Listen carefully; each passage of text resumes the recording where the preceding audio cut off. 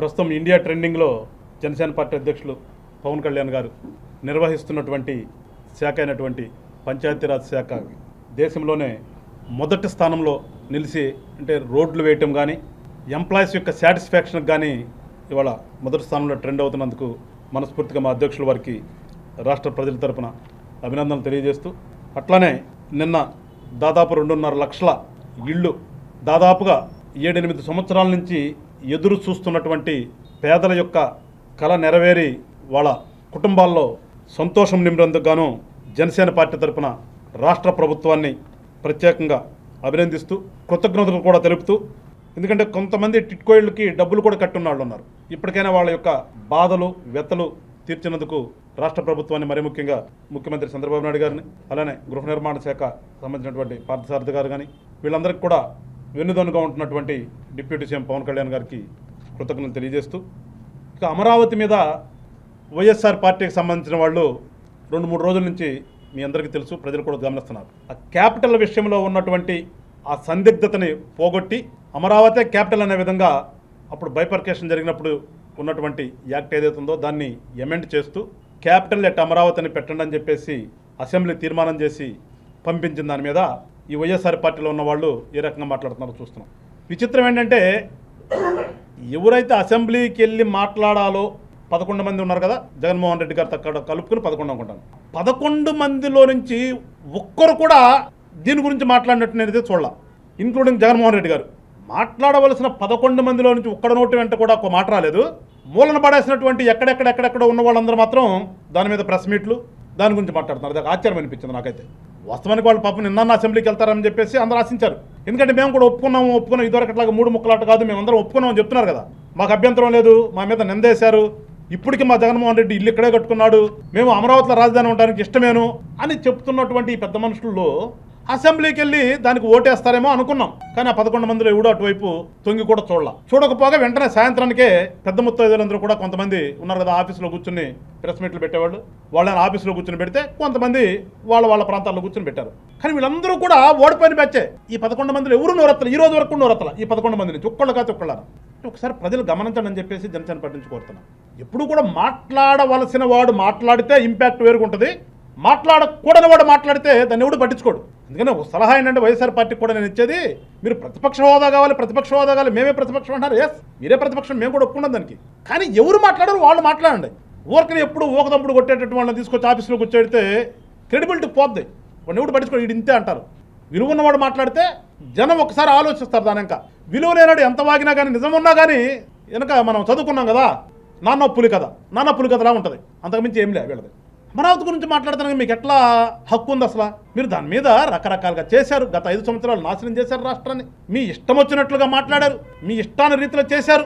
దాని మీద ఇవాళ వచ్చి మీరు అది సెల్ఫ్ ఫైనాన్స్ అన్నారు, సెల్ఫ్ ఫైనాన్స్ లేదు, తీసుకొచ్చే డబ్బులన్నీ 1,00,000 కోట్లు దాని మీదే పెడుతున్నారు, ప్రజలను పట్టించుకోవట్లేదు, ఏదో నోటికి ఏదో వస్తే అది ఏదో ఒకటి వాగాలి కాబట్టి వాగుతున్నటువంటి మీ అందరికీ కూడా చెప్పదలుచుకున్న జనసేన పార్టీ తరపు నుంచి ఏంటి మీరు గతంలో చేసింది? ఎక్కడ మంచి భూమి ఉంటే, ఎక్కడ మంచి ఆఫీస్ ఉంటే దాన్ని తాకట్టు పెట్టింది మీరు కదా. ఇవాళ వచ్చేటటువంటి మాట్లాడే మీ అందరికీ చెప్తున్నాను, వైఎస్ఆర్ పార్టీ వాళ్ళు ఎన్ని ఆస్తులు, ఆంధ్ర రాష్ట్ర ఆస్తులు ఎన్ని మీరు తాకట్టు పెట్టారు. ఆ తాకట్టు పెట్టిన వాటిల్లో ఇదే అమరావతి మీకు ఏదైతే నచ్చలేదంటున్నారో ఈ అమరావతి కూడా ఉంది కదా, ఈ అమరావతిలో భూములు కూడా ఉన్నాయి కదా. ఇంకా చెప్పాలంటే నిస్సిగ్గుగా మీరు కూర్చుని పరిపాలించింది మాకు అమరావతి వద్దు అని ఏడకపోవాలో మీకు తెలీదు, ఏడ కూర్చోడో తెలీదు, ఊరికి మాట అయితే అనేశారు నేను ఎక్కడ కూర్చోండి అక్కడ రాజధాని అని. అంతకుమించి ఏం చేయాలో మీకు తెలియని పరిస్థితిలో గత ప్రభుత్వం నిర్మించినటువంటి అదే సెక్రటేరియట్లో కూర్చుని మీరు పరిపాలన చేసినటువంటి సెక్రటేరియట్ను కూడా తాకట్టు పెట్టారు కదా. ప్రజలకు తెలియదు, ఇవన్నీ తెలియకుండా దాశారు మీరు. ఇవాళ కూడా నాకు ఆశ్చర్యం ఏంటంటే కూటమి ప్రభుత్వం వచ్చినప్పటికీ కూడా గతంలో మీరు చేసినటువంటి దుర్మార్గాల్ని ఇంకా వెలికి తీయాల్సిన పరిస్థితికి వచ్చింది. అంటే చూడండి ఎంత హాస్యాస్పదమో. ఒకసారి ప్రజలు గమనించండి. ప్రభుత్వం అంటే పారదర్శకంగా ఉండాలి, ప్రభుత్వంలో విధి విధానాలన్నీ కూడా ట్రాన్స్పరెన్సీగా ఉండాలి. ఇవాళ నేనేం చేశానో రేపది రిఫ్లెక్ట్ కావాలి, కనిపించాలి ఆఫీసులో. కానీ దౌర్భాగ్యం ఏంటంటే గత 5 సంవత్సరాలు 19-24 మధ్యన వీళ్ళు చేసినటువంటి దుర్మార్గాలు ఇవాళ అదే సెక్రటేరియట్లో కూడా కనిపించినటువంటి పరిస్థితి వచ్చింది.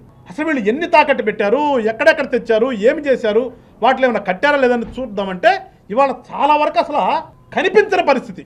అంటే ప్రభుత్వంలో ఉండేటటువంటి, ప్రభుత్వంలో నడపవలసినటువంటి ఈ ఎగ్జిక్యూటివ్, పర్మనెంట్ ఎగ్జిక్యూటివ్లో ఉన్నటువంటి ఈ సోకాల్డ్ బ్యూరోక్రసీ, ఐఏఎస్లు కానీ గ్రూప్ 1 ఆఫీసులు కానీ వీళ్ళందరి యొక్క పనితీరు ఆంధ్ర రాష్ట్రంలో ఏ రకంగా ఉందో ప్రజలు ఒకసారి గమనించండి. ఎస్, రాజకీయ పార్టీలు 5 సంవత్సరాలకు ఒకసారి వస్తాం, కానీ అంటిల్ రిటైర్మెంట్ వరకు పరిపాలించవలసినటువంటి అధికారుల యొక్క నిర్లిప్తత కానీ, అధికారుల యొక్క దుర్మార్గాలు కానీ ప్రభుత్వంలో ఎంత గొప్పగా ఉంటున్నాయో ఒకసారి ప్రజలకి ఆలోచన చేయండి. అంటే అధికారులను తిడితే అదేంటి మీరు చెప్పినగా చేస్తారంటారు. మేము చెప్పిన ఎందుకు చెయ్యాలని నేను అడుగుతున్నాను. ఇప్పుడు ఒక రాజకీయ పార్టీ నాయకుడిగా చెప్పింది అధికారులు ఎందుకు వినాలి? మీకు మంచి, ప్రజలకు మంచి అయితే మీరు చేయాలి. రాజకీయ పార్టీలు 5 సంవత్సరాలకు ఒకసారి వస్తాయి, పాలసీలు చేస్తాయి. ఆ పాలసీని ఇంప్లిమెంట్ చేయండి, అది కూడా పారదర్శకంగా చేయండి. దాయాల్సిన అవసరం ఏమొచ్చా మీకు? ఇవాళ వచ్చి అమరావతి గురించి రకరకాల మాట్లాడుతున్నటువంటి ఈ పెద్దలందరూ చెప్తున్నా, ఎన్నిరా మీరు తాకట్లు పెట్టింది, ఎన్ని తాకట్లు పెట్టారు మీరు? మాకు పూర్తి సమాచారం కూడా రాలా. అంటే అంత దౌర్భాగ్యంగా సెక్రటేరియట్లో ఉన్నటువంటి అధికారుల యొక్క పరిపాలన ఉంది. ఏపీఎస్డిసి కింద రాష్ట్రంలో ఉన్నటువంటి పలు సంస్థలన్నింటినీ కూడా తీసుకొచ్చి దాంట్లో మెర్జి చేసి ఈ భూములన్నీ కూడా దానికి బదలాయింపు చేసి ఏపీఎస్డిసి కింద దాదాపు 25,000 కోట్ల పైసలకు అప్పు తీసుకున్నారు తాకట్లు పెట్టి. ఏపీ బేవరేజ్ సిస్టమ్ పెట్టిన విషయం అందరికి తెలిసింది, అది బయటకు వచ్చింది. ఏపీ బేవరేజ్ అంటే ఈ సారాయి, దాని ఏదో కొత్త పాలసీలు అన్నారు, రేట్లు తగ్గి పెంచామన్నారు, ఏదేదో చెప్పారు, రకరకాలు చెప్పారు. ఇవాళ అది కల్తీ మద్యం కింద కేసు జరుగుతుంది అనుకోండి, చిట్టు రేపు జరుగుతుంది. దాని కింద 10,000 కోట్లు తీసుకొచ్చారు. ఏపీ ఐఐసి కింద 10,000 కోట్లు plus AP state financial service limited కింద, అంటే అసలు లెక్కలు కూడా ఈ రోజుకు కూడా రాకుండా ఉన్న పరిస్థితి.